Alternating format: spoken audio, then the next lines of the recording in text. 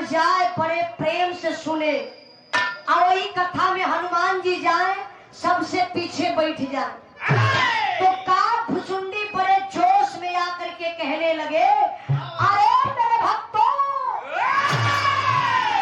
जिस समय लक्ष्मण को शक्ति बाण लगा था, उस समय हनुमान जी ने संजीवन बूटी लेने गए थे, तो सूरज की संयोजन ऊपर से, अरे बाप रे बप्पा, हाय देखा हनुमान जी पिछवा बैठल तमतमा के खड़ा हो गइलन, आ खड़ा होके कैलन के थे गीत लगल बाजते।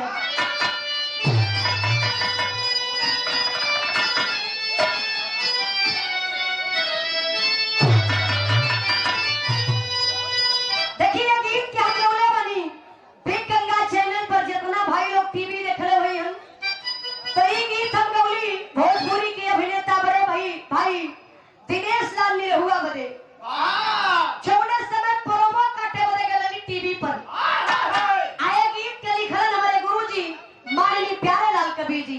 का लिखल बैठे साहब,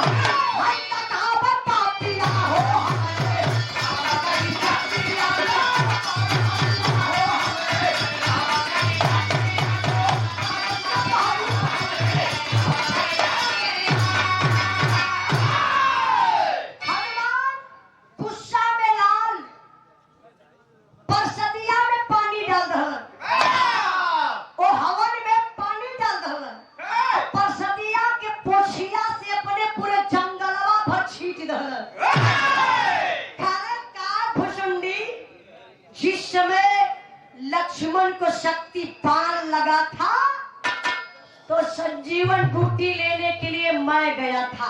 मैं हनुमान हूँ, आप भगवान की कथा झूठ सुना रहे हैं। अरे जिस समय मैं संजीवन बूटी लेने गया था ना, तो सूरज से मिलकर गया था, बोला था सूरज से, अगर उग जाएगा तू तो तुझे मैं घोट जाऊंगा। समझ में ना आया, पूरा पहाड़वा लेके चल रही सूरज के डर से कि संजीवन बूटी खोजे में देरी हुई तब सूरज उग गई है। आप लोग देखले होगा टीवी पर फिगर में हनुमान जी पहाड़ लेके उड़त हो। कहाँ पर ध्यान दिया बाबू, हनुमान जी का कैलन ओ का भुसुंडी के कथवा के भाग कर भागल भागल अयन भगवान राम के पास, हथवा जोड़ के खड़ा हो गया, कहे प्रभु जी आप तो बहुत गजब न हो गए। भगवान राम कहा का घुसुंडी हो, कथा सुनावत तो बड़ा बढ़िया लगे, राम रसवर से। लेकिन प्रभु जी आज कथा एकदम निरालय झूठ रहा है, झूठा कथा सुनावत। अच्छा तो प्रभु जी हम आपका बेइज्जती बर्दाश्त कर सकीला? भगवान राम पूछ रहे, कल हनुमान तब कैला का कथवा सुनला कि ना? कहा प्रभु जी हम गलत कथा सुनबे, आपका बेइज्जती बर्दाश्त करबे? कथवा में वो हवनवा में पानी डाल दे, पानी नहीं डाले रहने, तब करके पेशाब कर डाले रहने, देखे गया क्या जंगल में पानी खाता का हवनवा में पानी डाल डाली, परसदिया के छीट डाली। भगवान राम करो, ओ मेरे भक्त हनुमान को भरम हो गया। देखा ये धरती पे हर चीज का दवाई बाए भैया, लेकिन भरम का दवाई कौनो ना बा। भगवान राम कहले कि अरे हनुमान, कहीं भी भक्ति होती है तो सच्ची भक्ति होती है। अगर दिल से भरपेट भोजन करके भगवान की याद करे तो भक्ति पूर्ण हो जाई। सुना हनुमान, तू कथा के भंग कैला तो हके पाप लगल, आय के हमसे बता डाला, हमके सुनले के नात्कारे पाप लगल। बिरहा के सुनने वाले भैया बाबू एक बात गौर से याद करिएगा, पाप करने वाले ही पापी नहीं होते हैं, पाप को देखने वाले, पाप को सुनने वाले आधा पाप को बांट लेते हैं। तब भगवान राम कहले कि ये पपवा के धोए बदे एगो उपाय बा हनुमान, काहे से कि हम और पापी हो गई। ओ पपवा के सुन लली तो उपाय ढूंढलन कौन? एक ठे गीत लगल बा,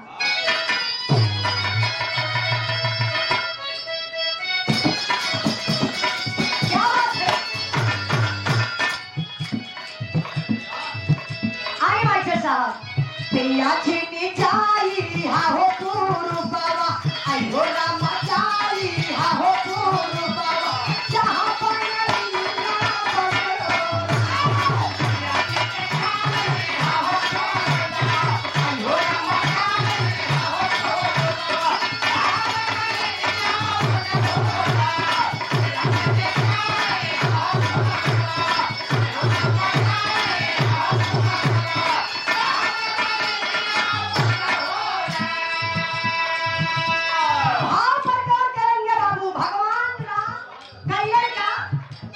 प्रभु सुना सुना कपिरैया, अयो राम सुना सुना कपिरैया, चाली सारा सुना हमरे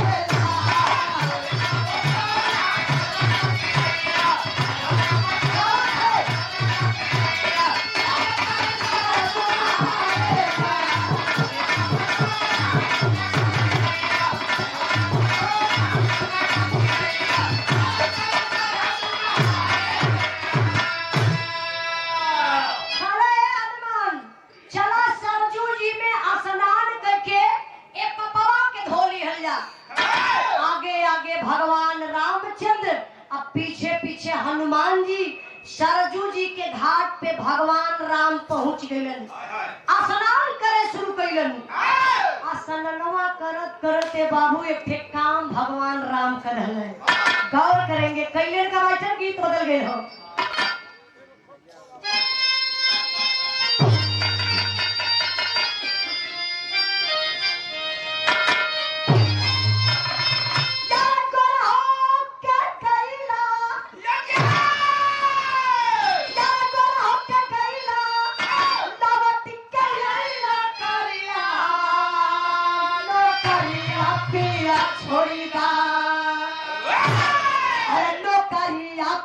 छोड़ीदा जग जाया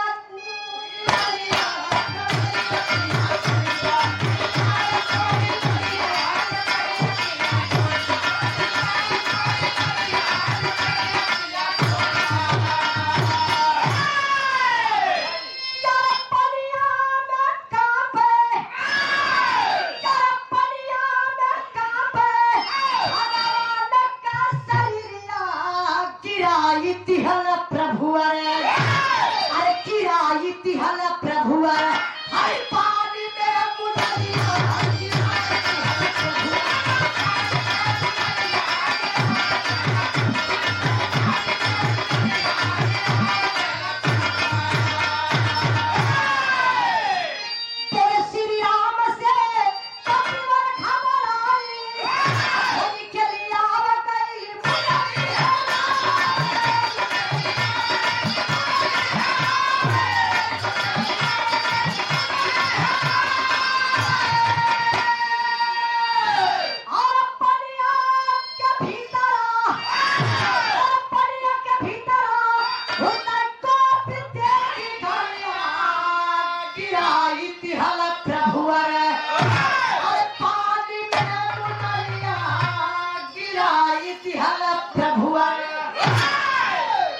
बाबू भगवान राम स्नान करत हो जान बुझ के हो अपन शरीरिया लगल कपावे आ कपावत कपावत एगो काम कइलन इहे अपन अंगूठिया निकाल के ओई पनिया में गिरा दलन आया हर देखल तबले हनुमान जी के भगवान राम पुकार दहल चले रे मेरे भक्त हनुमान ये तो गजब हो गया अंगूठी हमारी तो पानी में गिर गई। अच्छा तो हनुमान जी देरी ना कइलन तुरंत छपाक से कूदलन पानी में अब पनिया में कूद के अंगूठिया इतने दूरी पर बा अंगूठिया के हनुमान जी पकड़ल चाहत हो लेकिन अंगूठी पकड़ा ना बाबू वो धीरे धीरे धीरे धीरे पतालपुरी में पहुंचल सात पताल के नीचे अरे पतालपुरी में पहुंचो तो वहां जाके हेराए गई अब अंगूठी का पता ही ना चला था तो ढेर जानकारी है वेद पुराण में। अब हनुमान जी घबराए लगन कि अपने प्रभु जी के हम जवाब कौन देवे तो देखा बारे भगवान का लीला वही पतालपुरी में एगो साधु बाबा एगो माला लेके जपत हुआ सीताराम सीताराम सीताराम सीताराम सीताराम यहाँ आश्रम कहाँ गया कक्का सीताराम सीताराम जब करत है तो भगवान हनुमान जी सोचना कि अरे हमसे भी परियार क्यों भगवान राम का भक्त बता चलो पतालपुरी में भगवान का भक्ति करता हिम्मत ना परत बा हनुमान जी का की जाए कि उनसे हम कुछ वार्ता करें बड़ी हिम्मत जुटौने हनुमान जी पहले से हथवा जोड़ के वो साधु बाबा के पास गए कहले प्रभु जी की जय हो जय हो मैं आपसे कुछ पूछना चाहता हूँ प्रभु जी हमारे भगवान रामचंद्र जी की एक अंगूठी आई है आप देखे हैं क्या तो साधु बाबा अपने भक्ति में लीन हुआ लेकिन इतनी बतिया कहला हाँ बचवा एगो अंगूठी आई है और जो घड़ीला देखत हुआ ना वही घड़ीलवा में जाके समा गई है जा जा हाथ डलवा तो पा जाएगा हनुमान जी गईले बाबू कोई घड़ीलवा में हथवा डालत हुआ हमारे घुट्टी में आज जब घड़ीलवा में हथवा डाले तब का भर मास्टर ये लोगों का मजबूरी गरज है सुनवाई करे है नहीं सुने भी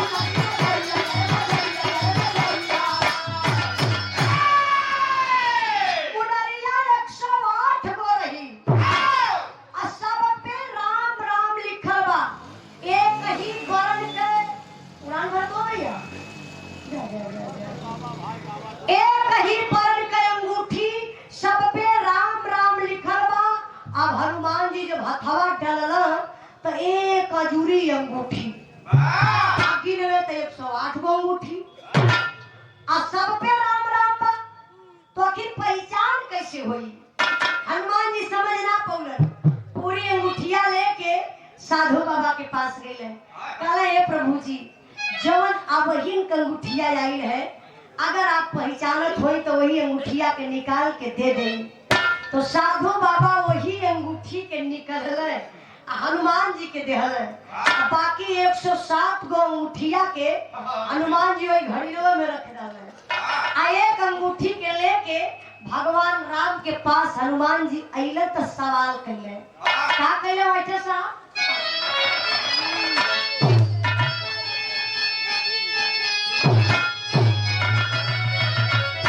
अरे सुन के बात है,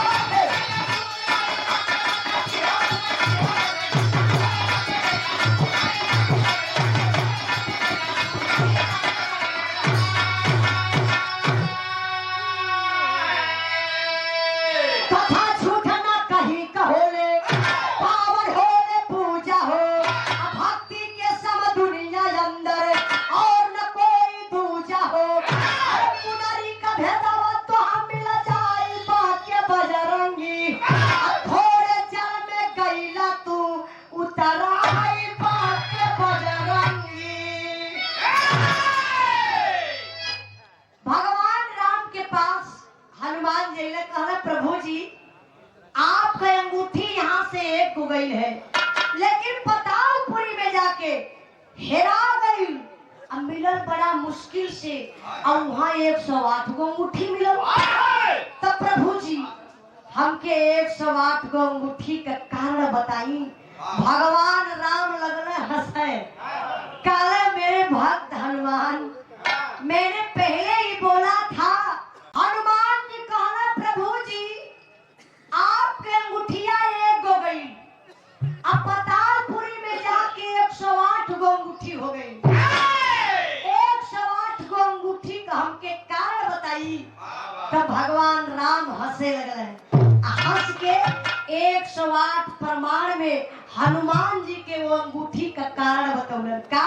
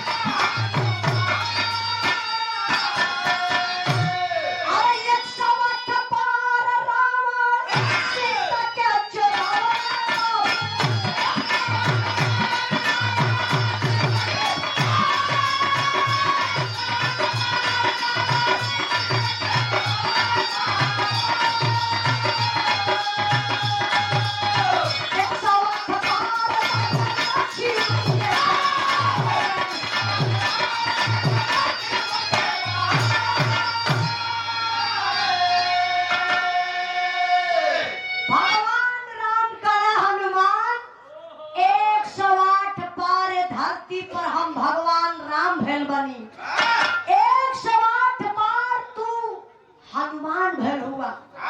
108 पार रावण के चुरौले बा। 108 बार लक्ष्मण के शक्ति पान लगल बा। 108 बार तू संजीवन बूटी आने गेल हुआ का तो के याद बा? 107 बार कैसे गलबा? अरे बाप रे बाप, हनुमान के टंगरिया हिले लगल, घड़घड़ा के कांपे लगल। कहले प्रभु जी क्षमा करी, हमके यही जन्म का बात याद रहल है। जौने समय लक्ष्मण के शक्ति बाण लगल रहल न, तो गईली तो सूरज से मिल के गईली, कहली उगबा तो घोट जा, समझ में नहीं आयल, पूरा पहाड़े लेके चल रही। क्षमा करी प्रभु जी, क्षमा करी। लेकिन प्रभु जी एगो बात और बा, एगो अंगूठिया ई बा आ 107 गो अंगूठिया जो पतालपुरी में बा, लिया के कलयुग में कोनो स्थान दे देई, जौने से आपका पूजा कलयुग में भी लोग करें। तो आज एक कलयुग में भगवान राम का पूजा कैसे होत बा? 108 गो अंगूठी के लिया के भगवान राम एक कलयुग में कौन स्थान देत हो? कौन मास्टर?